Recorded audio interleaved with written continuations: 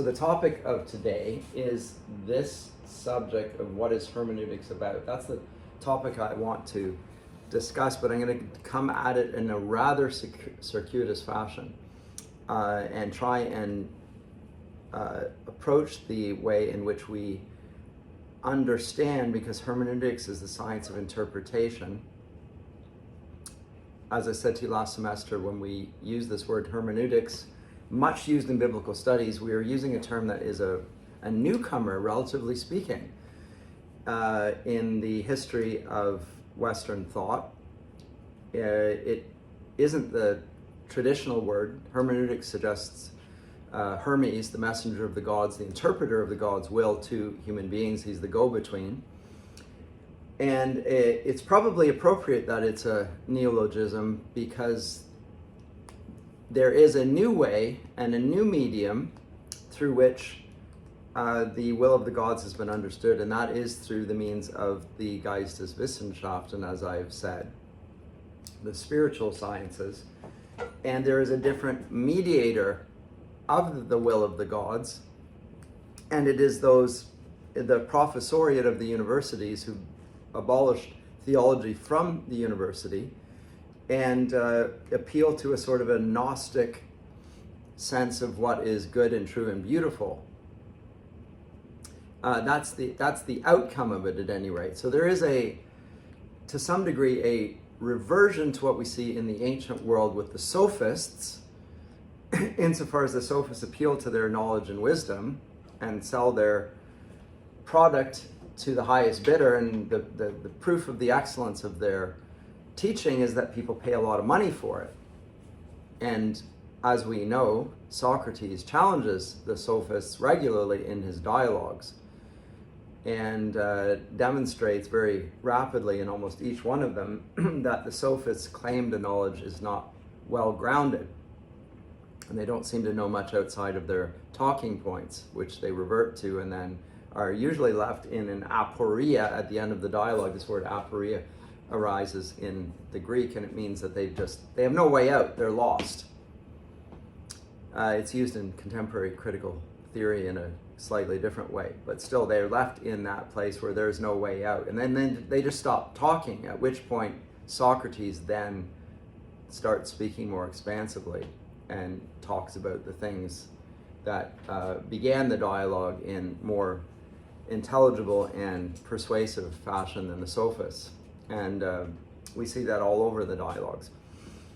But today's topic, what is hermeneutics about, is going to be trying to recover the study of the subject in a way that I think, even though Gerald Bruns is the launching point for the discussion, I'm going to take some time to get to him, because I don't think that his discussion of the subject matter is correct.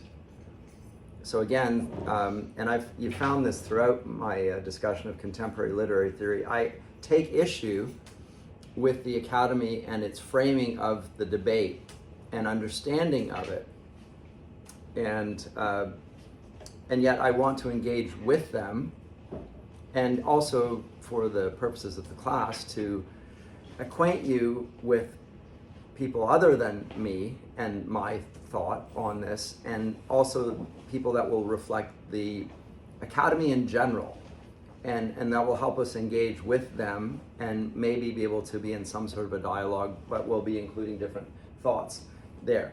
So the topic is what's hermeneutics about, but I am not going to, how do I turn this off without turning it off? I'm not sure I can. I think I'm just going to turn it off for now, because I don't need it for this at this second. Because no, I am going to need it, so I'll just leave it on, and we'll have to deal with the light. I'll come back in a sec. I may not do it immediately. It is warming. Okay. So the start point for me is in the theology of the cross, which I've written down on the whiteboard behind me. And I've talked about this in other contexts.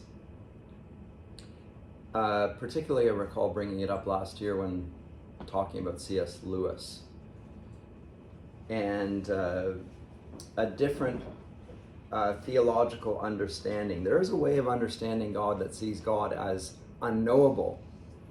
The hidden God, the Deus absconditus, to use the Latin term often used.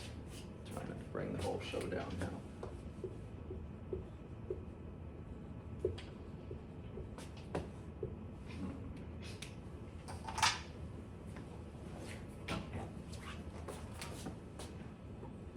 There we go, that's better.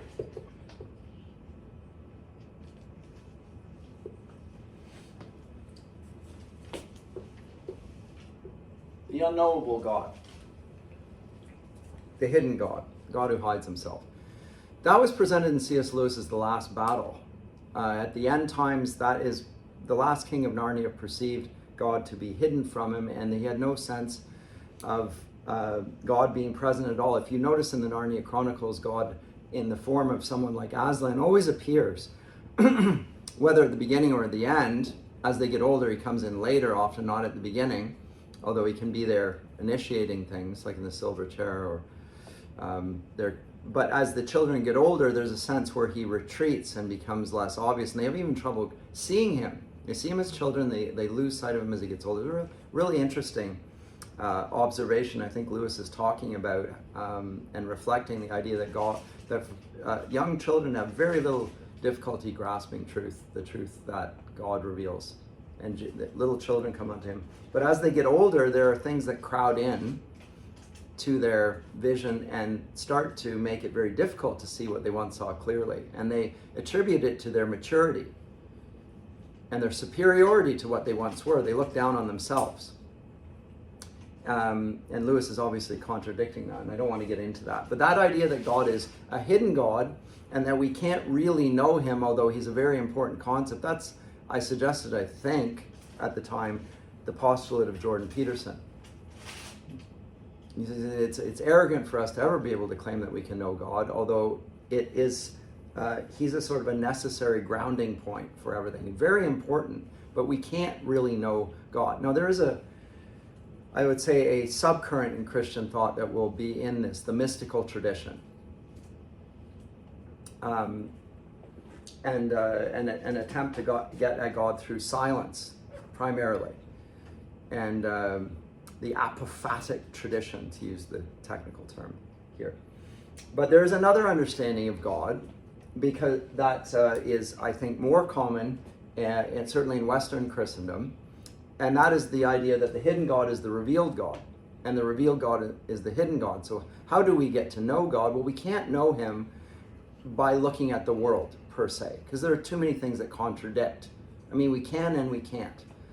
On a scientific level, we can appeal to the anthropic principle, as scientists speak of it.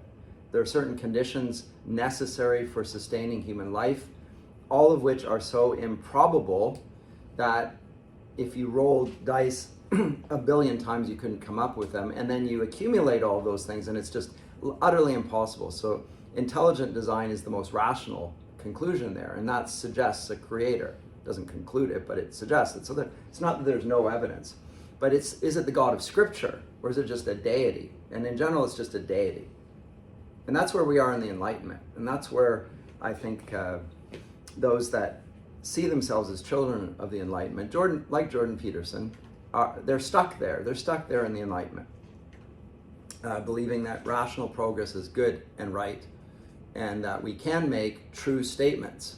The 18th century is built on that. It's the age of reason, right? So they're happy to use the empirical method of mathematical certitude to establish even the human sciences, the Geisteswissenschaft. And so they use statistics in the social sciences regularly as a way of being quasi-scientific about their approach to humanity. But they reduce everything to number then, and statistics.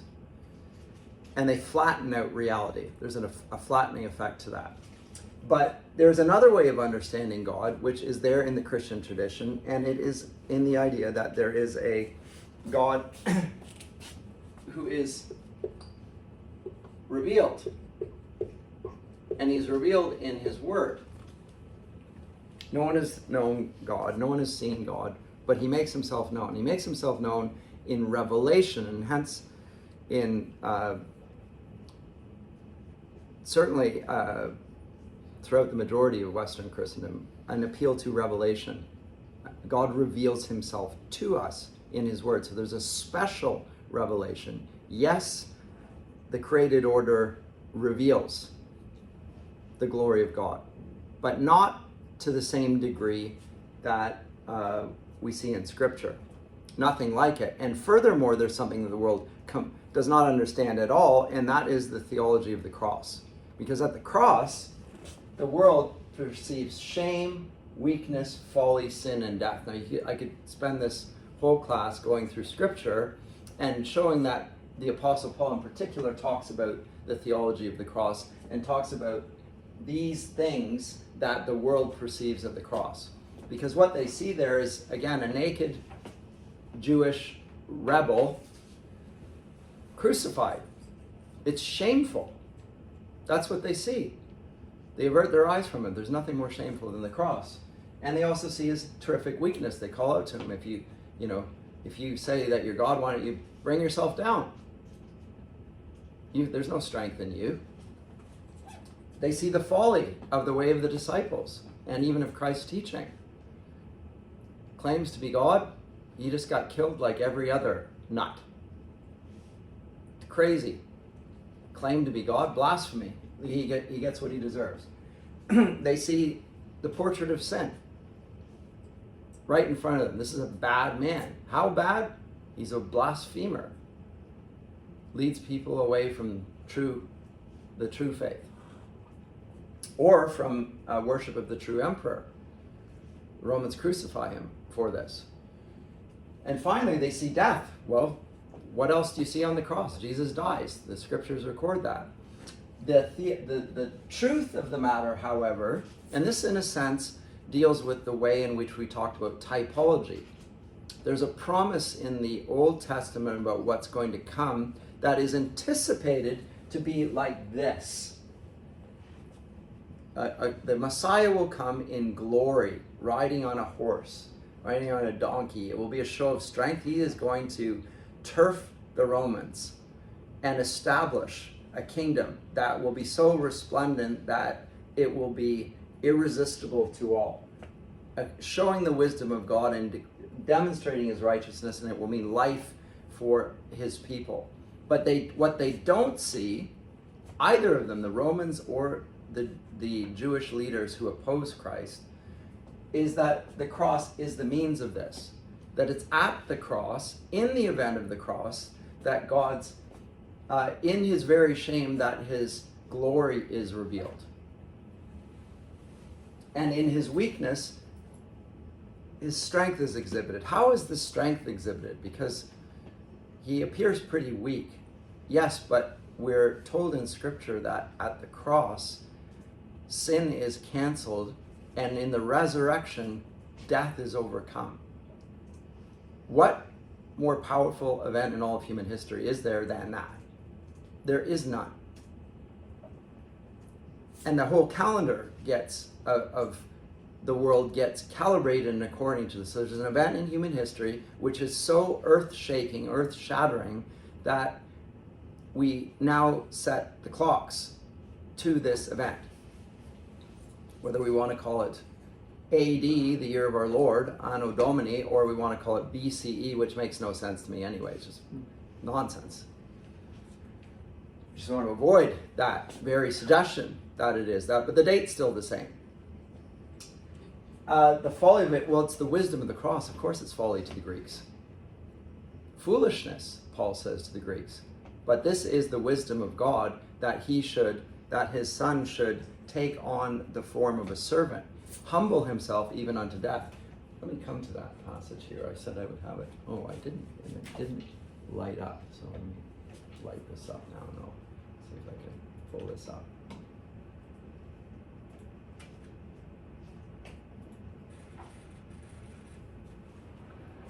But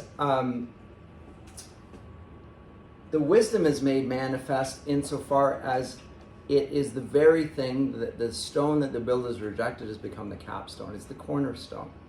And that's according to the world's wisdom and the Jewish leaders' wisdom as well. It's all of that.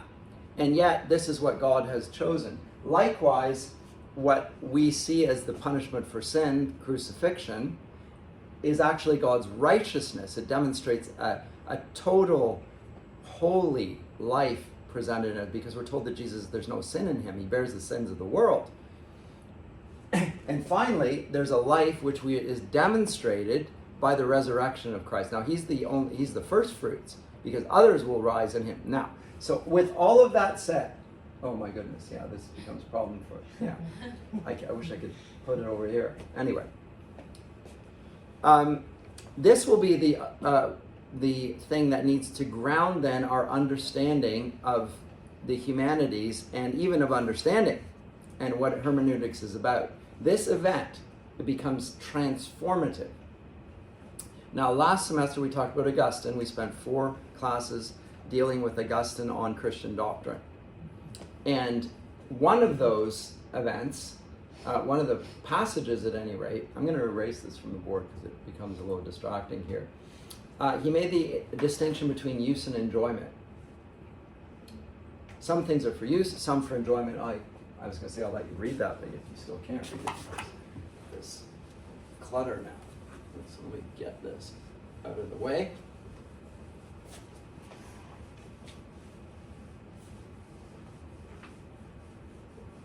Augustine makes a very important point, although it seems a very odd little digression. There are some things which are to be enjoyed, some others which are to be used, and others still which are to be enjoyed and used. The objects of enjoyment make us happy. Those things which are objects of use assist, and so to speak, support us in our efforts after happiness, so that we can attain the things that make us happy and rest in them. We ourselves, again, who enjoy and use these things, being placed among both kinds of objects, if we set ourselves to enjoy those which we ought to use, are hindered in our course, and sometimes even led away from it. Now, how does this relate to the theology of the cross? Because if we see that in the wrong way, we see it only in the terms of the way the world understands it. We see it as that. And that impedes us from understanding what's at stake in the cross, what's demonstrated in the cross, because what's demonstrated in the cross is the love of God. It's the love of God. And we get entangled, as Augustine says, in the love of lower gratifications. We lag behind in, or even altogether turn back from the pursuit of the real and proper objects of enjoyment. And so he discusses Christian doctrine in the light of that understanding of understanding. And what Bruns is going to say when he comes to hermeneutics has no sight of the theology of the cross. And so he thinks of understanding as rooted in simply the world. And he's going to refer to Heidegger in this sense and talk about, and we haven't even got to Heidegger yet, but understanding, he says, is like translating, which presupposes an ideality of meaning or an ideal object that can be transported without loss across historical, cultural, and linguistic boundaries. And in other words, it's entirely there, but it's just simply universal. It's universal. But what it isn't is contradicting the world, and and there's no hierarchy in it. He's lost the sense of a ladder. There's no ascent. There's nothing in God that we see contradicts the ways of the world. It's just simply stretched out over the course of time. It's universal. And so it will cross history, culture, and linguistic boundaries. That's the new sense. That's the sense that Heidegger and Bruns and the Enlightenment, quite frankly, are going to present to us. So it's universality, and its chief characteristic is relativism, historical relativism, and cultural relativism, and all forms of relativism. It relativizes things in order to universalize everything. And so it flattens out distinctions between cultures and even different religions, and it's inclusivistic. And as I said to you, pantheistic in its tendencies, and it's marked by a priesthood, if you will, if you see the university professor as a priest, which he is of sorts, marked by a sort of Gnosticism, an appeal to a wisdom that the teacher has, which he can't convey to the students. You can't. If you know, you know. If you don't, you're outside. But just trust me in authority. I'm a scientist. I'm a custodian of the true knowledge, the way. But I can't reveal it to you. Now, the hiddenness then is not of the cross. It's of the teachers. The teachers are beyond scrutiny. We just have to trust those in authority. And this is the fruit of the Enlightenment, ironically, which is there to bring knowledge to everybody, including the common people. But the effect of it, the end effect of it, is to bring the whole intellectual edifice of the university down into ruins. It destroys hierarchies of knowledge. And the hierarchy of knowledge that we need to hold on to here and hold into view is the one that Augustine draws to our attention, that there is a sort of ladder of ascent here, and we need to be beware that we not understand things only in a lower sense, but see there's a purpose, a higher purpose to it. And so he makes this comparison here, that life is like a journey or a pilgrimage. And I'll read again what he says here. For to enjoy a thing is to rest with satisfaction in it for its own sake, the world. To use, on the other hand, is to employ whatever means are at one's disposal to obtain what one desires, if it is a proper object of desire. For an unlawful use ought rather to be called an abuse. Now, he doesn't mean this in a Kantian sense. But suppose then, and now he gives an analogy, but the analogy is a very potent one because it's one that's used in Scripture, the idea that we're on a journey. And where are we on it? Towards what are we on a journey? To the city of God, the heavenly Jerusalem. It speaks about it in Hebrews. Those that live by faith are on a journey towards a city whose architect and builder is God. And though he's talking about the Old Testament saints, they never saw that city, but they did see it in a sense. By faith they saw it. They never got there. That, Paul says, we have now seen that city. You've come to the heavenly Jerusalem. Look at Hebrews 12. The city of the living God.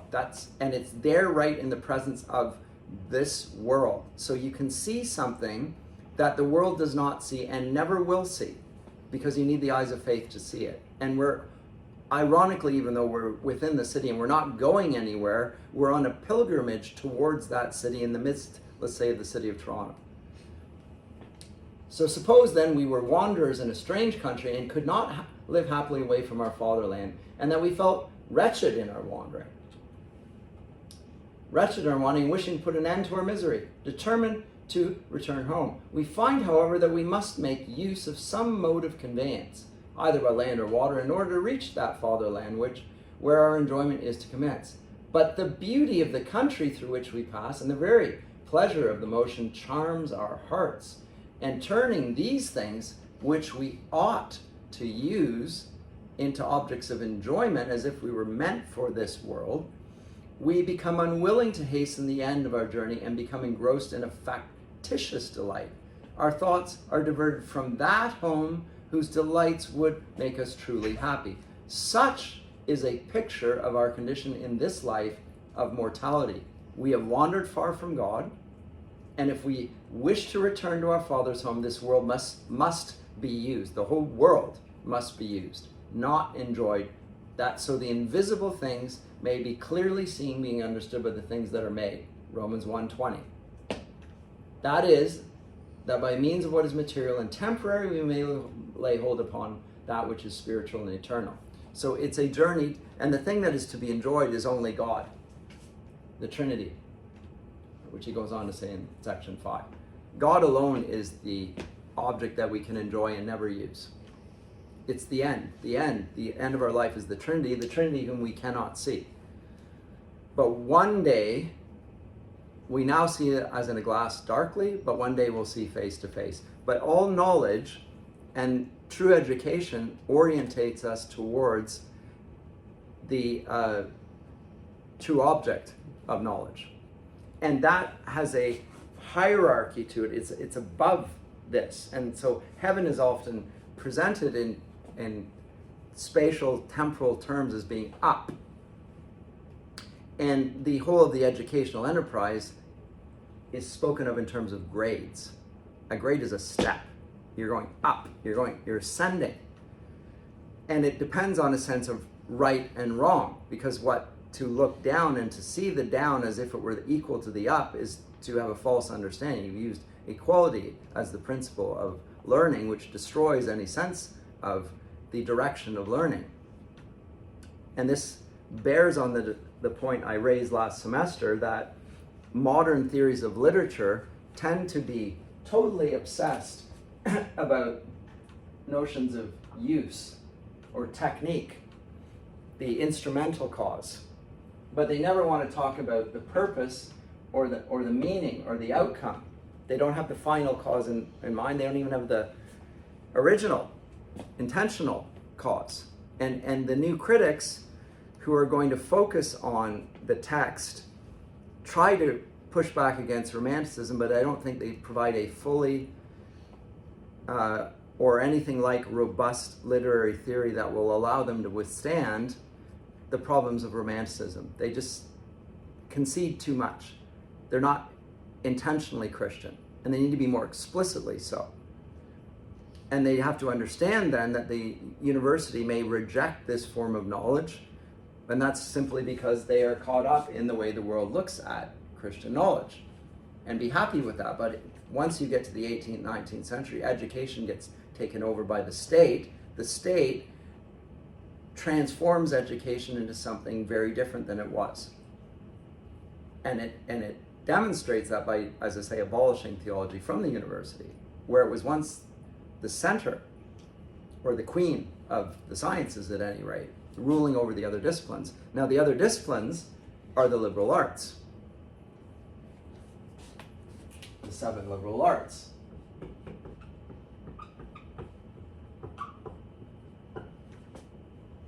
Those of the word and those of number. And because number is more amenable to mathematics and the principle of equality, if you do any mathematics at all, you get equations, right? That's the way we, and so we see this as equal to that. They even make the word amenable to number. And so effectively what has happened over the course of 250 odd years is that they have made obvious to every person, however ignorant, how ridiculous it is to study the humanities.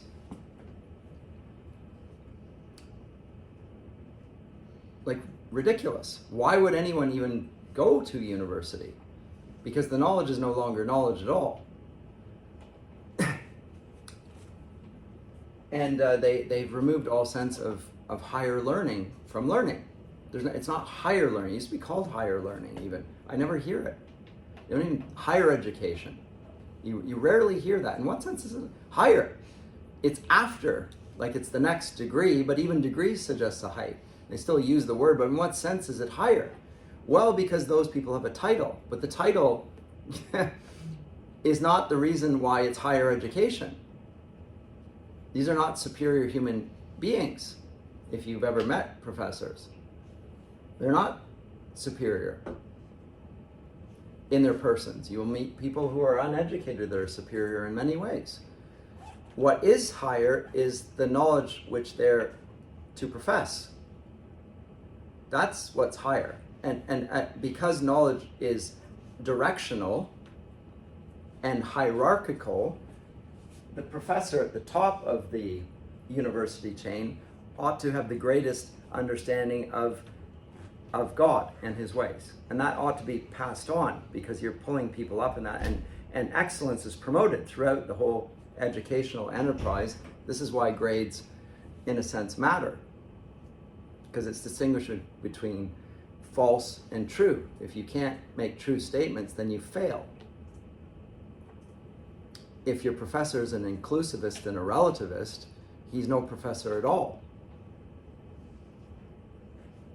He's a false teacher. Contradicts his own status within a university, because a university is acquainting us with the ultimate thing, and the ultimate thing is the Trinity. God himself is the ultimate reality towards which education and learning is, it's going up the mountain, as it were, getting higher and higher and closer. Now, I gave a couple of texts, and one of them, which I gave to you very late, and I apologize, was a summary of what the view that I came upon this a couple of years ago, that I've been teaching in my lit theory class for 20 years. And it is how to recover true education using the Augustinian template and the life of the mind. And I think it's neither Catholic nor Protestant, it's both, or it ought to be. It does include Augustine, it includes Anselm, it includes Aquinas, it includes Calvin, it includes many later theologians. They're all involved in the same enterprise. For all the differences, even on the theology of the cross, where there are differences there. Quite frankly, the Reformation is about the substitutionary atonement. What exactly are there? Is it only through the substitutionary atonement that we come to faith in Christ, or is it also by our works? So there's an in-house discussion over that, but the intellectual life is rooted in the cross. And Augustine is very clear on this, I think. And so, again, the reformers will appeal regularly to Augustine because they see common ground there. And I'm not sure it's as uncommon as the debates of the day make it out to be. I think that there is some other challenges of interpreting that period, but I'm not going to get into those weeds right here. But I am going to say, how do we get to the Augustinian approach to this? It is on the cross. And so whether the pagans who he writes against in City of God, I didn't read this on the course, or Pelagius, who sees grace because he doesn't see sin, the depravity of sin. He thinks that we can do things to please God. Augustine is connected to the theology of the cross everywhere, even in his discussion of the Trinity.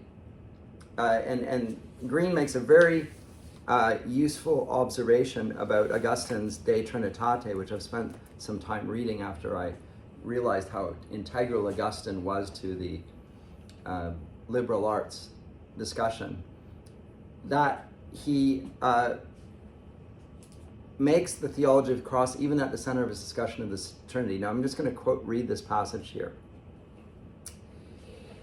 Augustine seeks to argue for an explicitly Christ and gospel-centered understanding of the eschatological vision of God. Now, the eschatological vision of God is this, the end of the journey, in which we see the Trinity.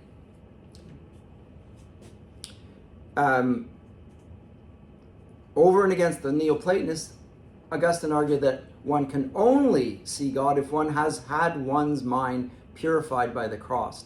In the context of the cross of Christ, Augustine writes, to sum up, then, we were incapable of grasping eternal things, and weighed down by the accumulated dirt of our sins, which we had collected by our love of temporal things, and which had become almost a natural growth on our mortal stock. So we needed purifying.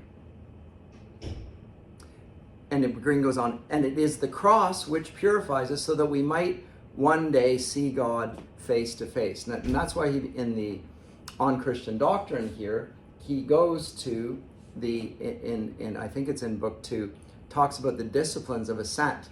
And we start with the fear of the Lord, and we then go to the need for humility. It's part of the ladder. And the ladder there is a purification, but it's the fear of the Lord, and the fear of the Lord is seen where? It's in the cross. He sees judgment. It's a sign of judgment on all sinners.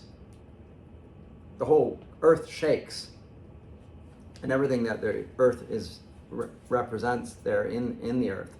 And he says that it is the cross which purifies us so that we might one day see God face to face. Augustine writes that it would not be appropriate to pass from being among the things that originated to eternal things unless the eternal allied himself to us in our originated condition and so provided us with a bridge to his eternity. So, thus the Word becomes flesh for our salvation.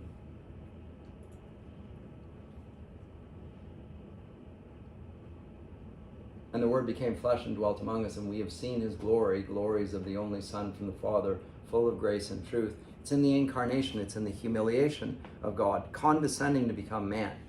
It's in that he becomes the mediator, the only mediator between God and man. It's in the gospel here later on, it's presented as a ladder, like Jacob's ladder. Where am I going to find this?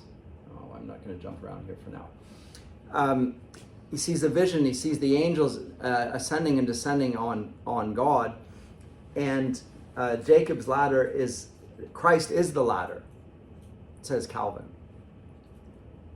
And Christ himself says that Jacob's ladder was that he was the ladder. And the angels descended and ascended to God and man through that mediator. He being the mediator, the man, God, is the mediator between God and man. So there's no form of knowledge that can call itself knowledge that doesn't acknowledge the mediator as the center of learning. Hence the Christian university. There is no university without Christ, I'm going to further say. But there he was, the Word become flesh for our salvation, and through his fleshly word we are led to see the eternal Word. So there you go. Through the fleshly word, the Word made flesh,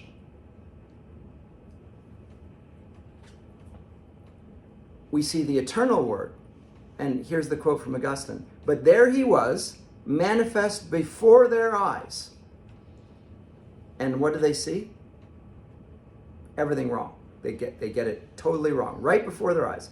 Surely then it can only mean that he was offering the flesh, which the Word had been made in the fullness of time as the object to receive our faith, but that the Word itself, through whom all things had been made, John 1:3, all things were made through him, and without him was not anything made that was made, expanded in Colossians, he's the image of God, the invisible God, the firstborn of all creation. For by him all things were created, in heaven and on earth, visible and invisible. And he's before all things, and he's the head of the body, and he's the beginning. And in all things, the fullness of God was pleased to dwell, and through him to reconcile to himself all things. So all those things, the preeminence of Christ in all these things. In the fullness of time as the object to receive our faith, but that the Word itself, through whom all things had been made, was being kept for the contemplation of in eternity of minds now purified through faith.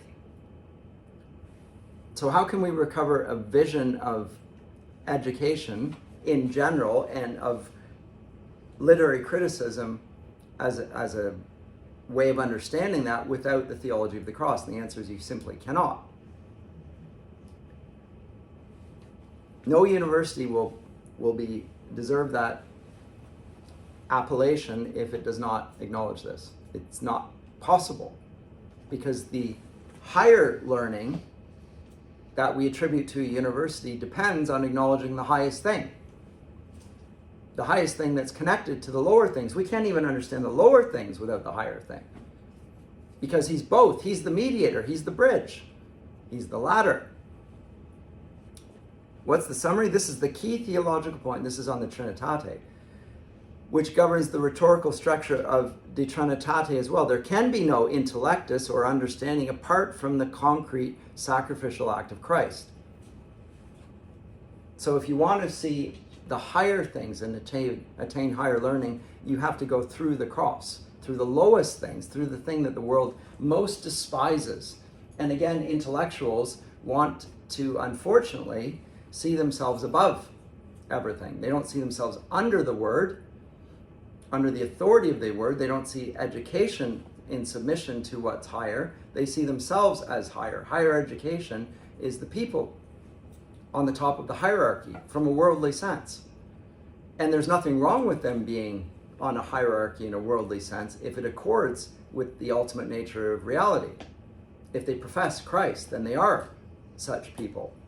If they contradict it, they are the very contradiction in terms that Christ himself excoriates. You're false teachers, blind guides, whitewashed sepulchres.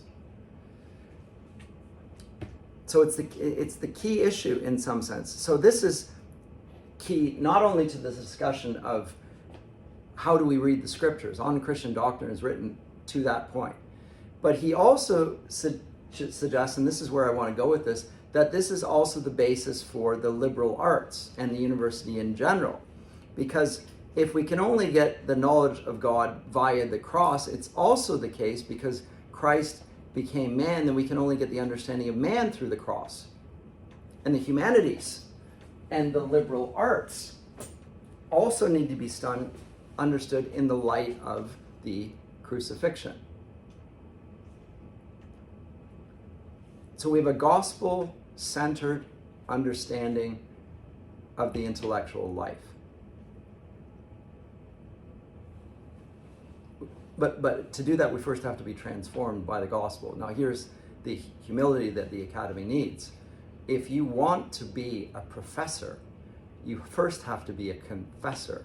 You have to confess your sins. You have to bow the knee. You have to acknowledge that you're a sinner. You have to acknowledge that your knowledge is limited. And the only progress you will make is in following Christ. You can appeal to progress, but you're not going to make any. What you call progress might as well be, and probably is, regress. Again, I've noted this about progressive thinking many times, and C.S. Lewis makes the point as well. It's only progress if we're going towards the goal of education in general. To say somebody, we're progressives, I always ask them, what are you progressing towards? Even people, I know politically this is a term now, the progressives, okay, you're walking toward, what are you walking towards? Articulate that, please. Because maybe you are progressives. Let's just, for the sake of argument, say you are. Towards what are you walking? And if it's inclusion, then that's the leveling of everything. And if it's equality, that's the leveling of everything. Is the level of everything progressive? Some might say yes, and say, well, how is leveling different than destroying? Because when I level a building, I just bring it down to the ground, the level of the ground. How is that progress? How can you call it higher education? It's a destructive enterprise. It won't admit true distinctions even. So how can you distinguish progress from regress then? If they're the same thing, destruction and progression are the same thing, then you've demonstrated that you're irrational and committed to chaos. Committed to chaos as your first principle. So you can't appeal to justice even then. Unless chaos is your principle of justice, in which case violence is the same as peace to you.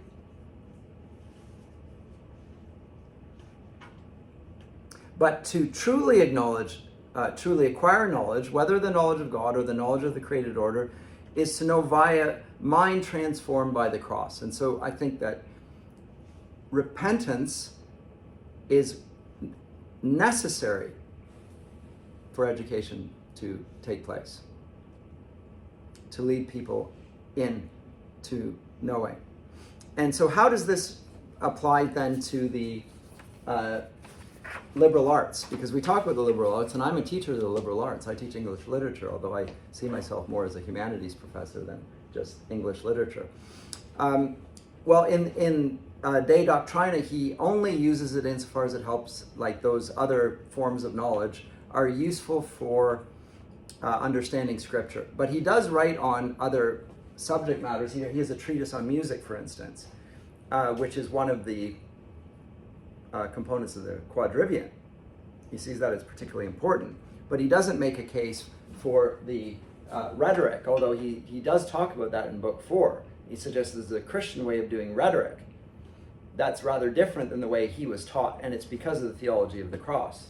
You can go back to Book 4 of De Doctrina if you want, and look at his discussion there of rhetoric and how to teach, because the first 3 books are on how to learn, and then the 4th is on how to teach, and teaching is, by Augustine's time, wedded to rhetoric, and he parts ways from the rhetorical tradition. Being a teacher of rhetoric, he doesn't want to follow the rules of rhetoric as he once mastered and taught. Remember, the Apostle Paul to the Corinthians said, I'm going to bring to you nothing but the cross, because you're confusing everything. And so let's start at ground zero. And I'm going to keep on hammering this, because you can't go up until you've first gone down. Until you see things the way they are in the cross, everything else is going to be distorted, the lens. You haven't got the worldview correct.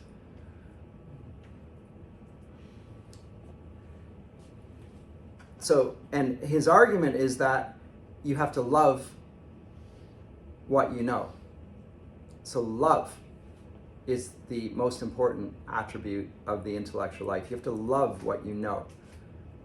So it's not about accumulation of facts and data. The internet will do that better than you and I will ever do, at a faster speed, in a greater volume, in a rate of transmission that we simply cannot match. And AI will do the same thing. It will expedite it and make it even faster and translate it into a multiplicity of languages, is my understanding. In a year's time, this will be, what I've just said here will be, in my voice, I'm told, converted into other languages. Simultaneous, like not with subtitles, with my voice speaking into it. Like that's how advanced that is. So the volume, which is what technique can give us, volume, it can stretch everything out and make it a great quantity, doesn't discriminate and give us any sense of way of understanding, of hierarchy, of prioritizing, of living. It's all about technique, and it's not marked by love. So Augustine insists that the educational endeavor of learning, go away, I hate these pop-ups.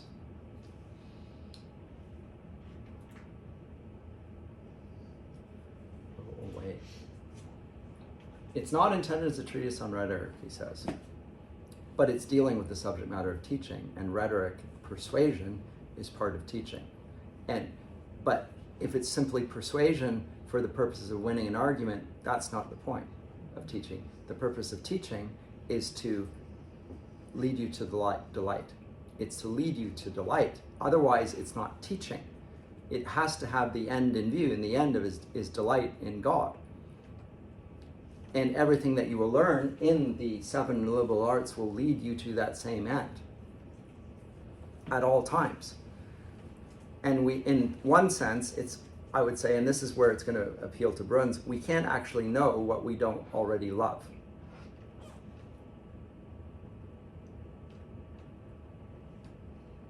Because only when we love something do we really actually know what it's like. Only at that point that we love something are we even bothered to get to know what it's like. When you're going to get married, you fall in love. And then when you get married, then you start to get to know the person that you've committed your life to before God, who is love. You know, this is a covenant, and now you finally get to know the person that you fell in love with, but look at this. And now you see them warts and all. And if you're not united in love, and you're not in a covenant of marriage, and you're not committed to God who's in your marriage, then you're going to, in one sense, not like what you see.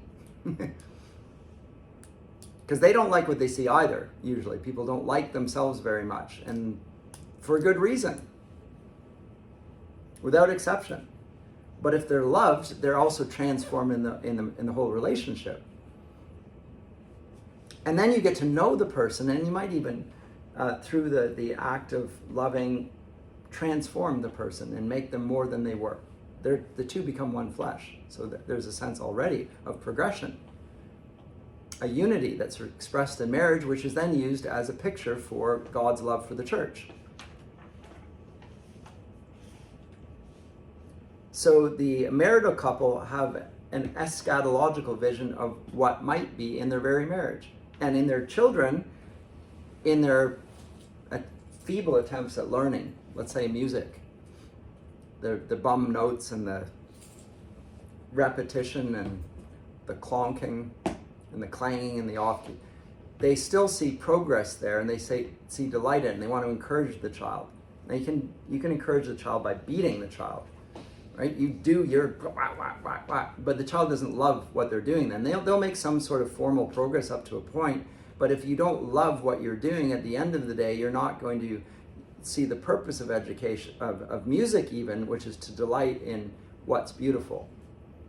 And that needs to be there to really get people to use the jargon, lean into it and want to excel in it.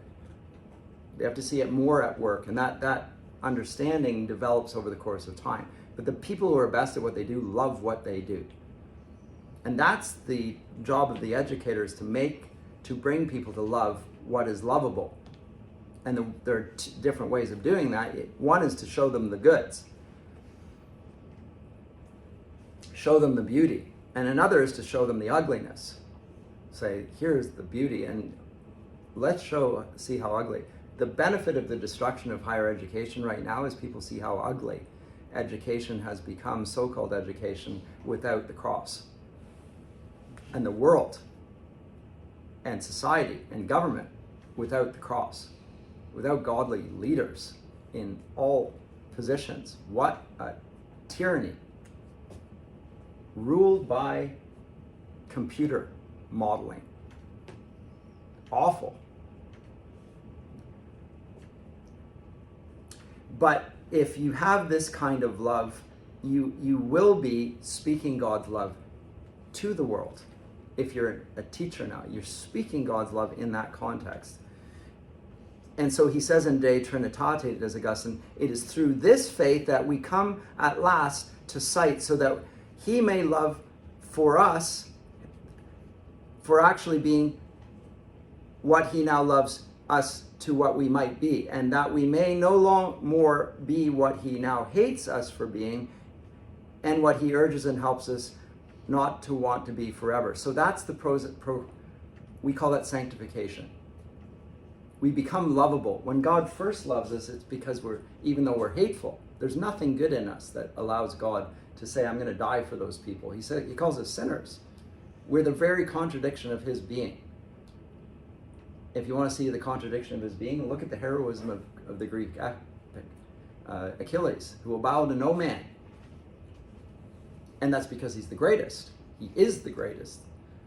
And why should he bow to anyone? That on the world's, and from a worldly perspective, he should not. And there's excellence in everything he does. There's arete. Just like in Odysseus, these are two men marked by greatness. True greatness from the world's perspective. That's not Christian greatness. Christian greatness is in Christ. So what this does then to the liberal arts is, rather than giving it what we find in most Christian universities, even Christian universities, rather than a pragmatic or utilitarian end, they're going to get you a better job, equip you to do this. Augustine construes the intellectual life as a means to fulfill our ultimate destiny of loving God. And so it's a very rarefied air. Not everyone is going to want to do this, and not everyone should do it. You have to love it. And you want to love it more. And then with that love, the faith can be taught, but it's best when it's caught. It's an infectious thing. infectious is usually negative in our day, but you catch this, a love for it, and you can fan that love into flame and keep it burning and love the higher things and not be sidetracked. And so in a sense, from the world's perspective, they pejoratively call this an ivory tower. And if the benefits of that education are confined to those that are in it, I think it is an ivory tower. But if it's disseminated to people, the love of God, and lived out in that way, then it is no ivory tower. The reason we call it an ivory tower now is that the intellectuals can't apply it because it's only for their own use and their own advancement. So Green writes, and I think this is very apropos, Augustine construes the educational endeavor in explicitly love-drenched and love-driven terms. In reading an author closely, I am, in a sense, loving an author, even a deceased one like Shakespeare, or Milton, or Augustine. In teaching well, I love my students. And through that, God might just see fit to use a phrase well turned by an author in the past, might be able to use that, or a well-timed criticism as a means by which the student is shaped that much more in becoming what they're destined to be. And what they're destined to be is people that will see and worship at the feet of the Lamb. That's the ultimate aim of education.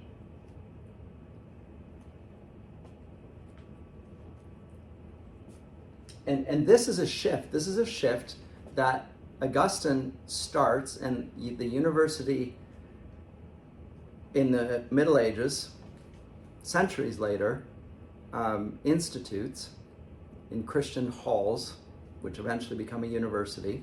They start as little, teachers gathered together in halls, and then they eventually band in colleges. By the way, the word college is effectively the same thing as the ecclesia, a church and a college. It's the same word, Latin collegium.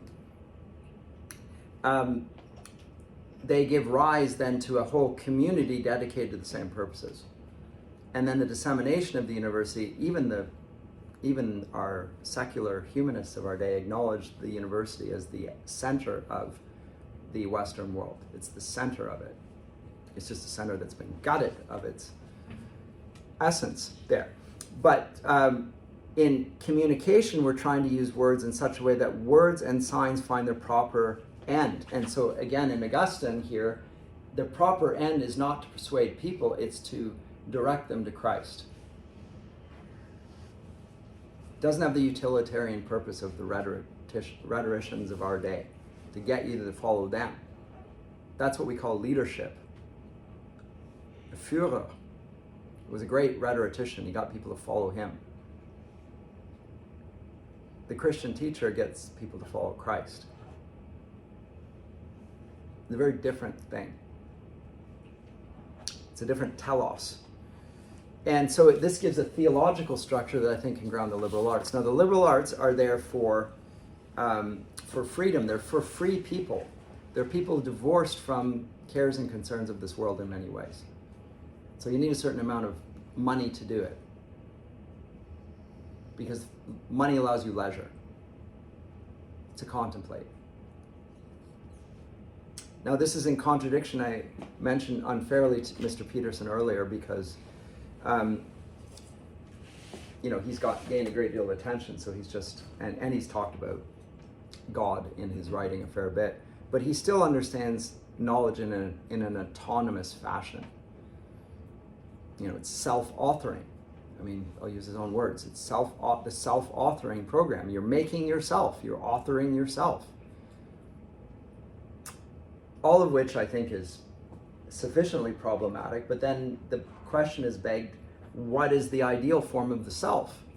If you want to even put it that way, what is the ideal form of the self? Is there such a thing as an ideal form of the self? The Christian will say, yes, that ideal form of self is Christ. So how then do you become that ideal form of the self? Well, it is by humbling yourself.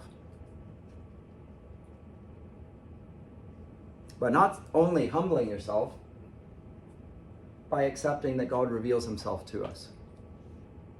And revelation is the basis for all knowledge. That's how the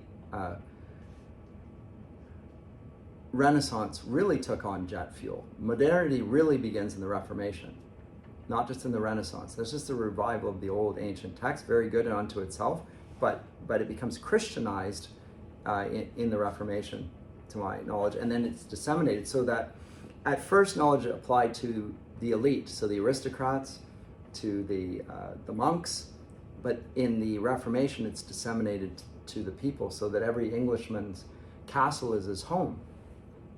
And so the nobility of the world, they have names, right? They have crests and badges of honor, and they have wealth and titles and a long patrimony. They can list all their ancestors. That's for the nobility. It's also for you and I. That's the effect of the Reformation, is that wealth can be accumulated by what we call the middle classes. And they can have a legacy of piety in their homes and a lineage that previously had only been possible for the kings or the nobles. So back to Mr. Bruns. Where is he? Here.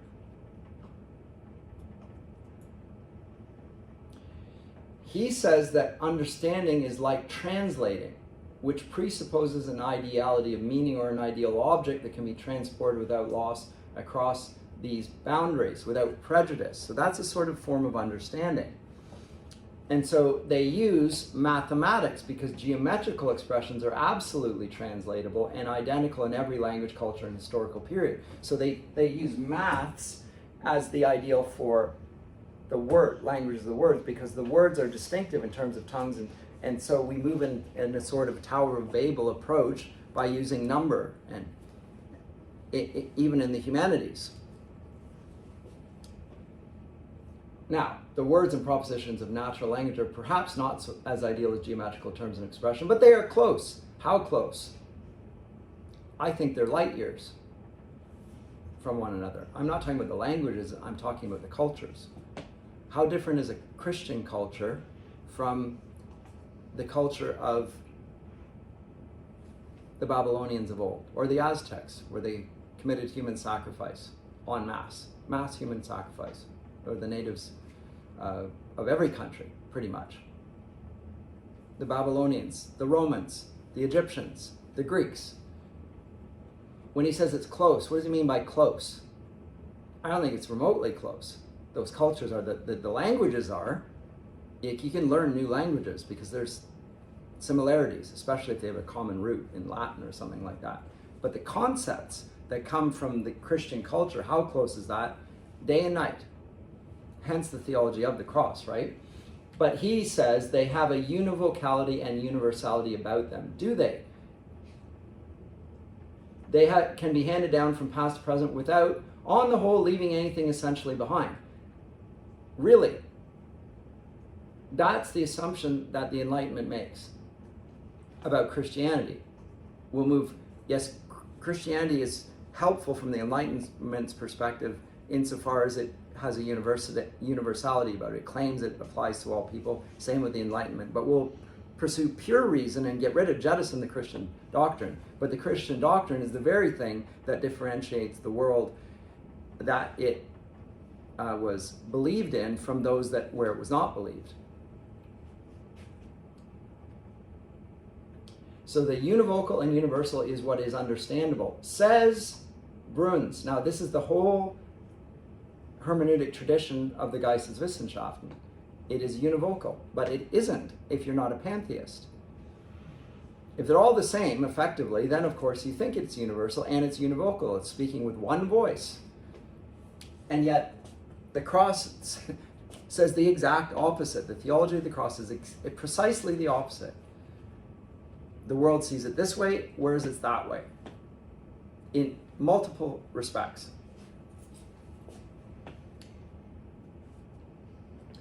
There is a need for clarification, but ultimately there. And certain things are really easy and obvious, like a spade is a spade, a smile is just a smile. But when we get to concepts like justice, then he says it's more difficult to clarify conceptually. And Plato's Dike may not be identical with the with John Rawls' justice. In fact, Rawls's justice is the modern basis for social justice.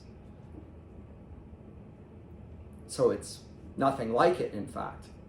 So it's easy when you come to Spades to see univocality, but even on the hermeneutic postulate of Bruns and the modern hermeneutic tradition, they break down when they get to really important subject matters like justice and love and virtue and beauty and truth and excellence. They cannot agree on that. And so they try and do it by coercion. Political correctness, which is politicizing and policing speech. They're going to use power and say that actually, when it comes down to it, because we realize that we run out of steam here, all language is power. All language is power. And so when we are appealing to power, we're just doing what we have to do because effectively that is all that there is. Well, and the extended discussion of this will be this book, At War with the Word. But I don't think he sufficiently in this book, although I like it and I think it's extraordinarily helpful. There's more than a war on the word, there's a war on love. There's a war on justice. There's a war on beauty, which are implicated in Revelation, of course.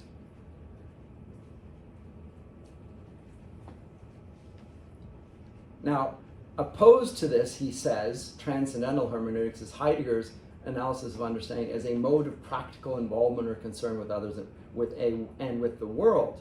Understanding is of forms of life and also internal to them. It entails being able to speak the language spoken by those around you and taking as natural or intelligible, that is not needing explanation, the ways of acting, thinking, and feeling that are local and current.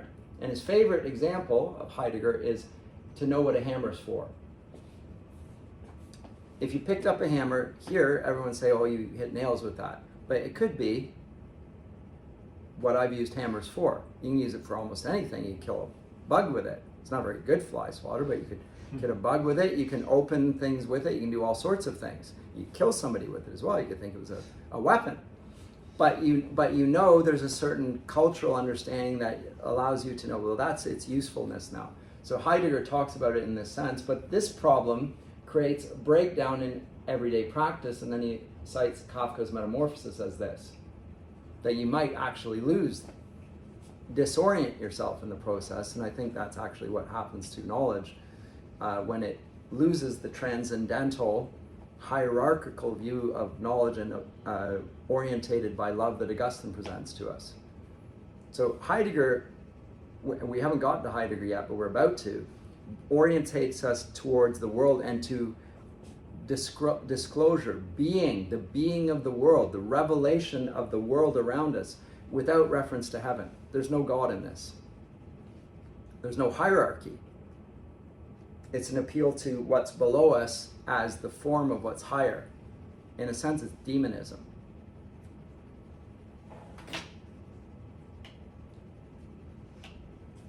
It is rather scandalous, and it's one that Heideggerian scholars can't avoid, that Heidegger never disavowed the Nazi ideology